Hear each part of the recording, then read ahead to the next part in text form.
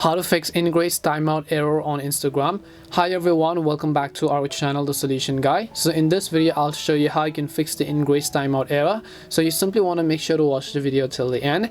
The Ingress Timeout error could be happening due to a default and a bug in your device system. So in order to fix this, the very first thing you want to make sure is that you have updated the Instagram app to the latest version. And you can do this by launching your respective app store in the search box, typing in Instagram, and go ahead and simply update it. What updating does is going to get rid of most of the bugs and errors that existed in the previous versions of the application.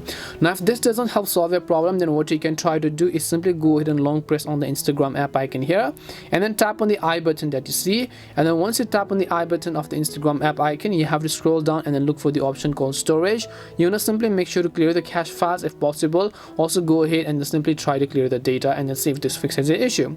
If it doesn't, then if you're using Wi-Fi, then try to switch to cellular data. If you're using cellular, try to switch to Wi-Fi, and then open up Instagram, relaunch it, relog into your account, and then see if that solves the problem.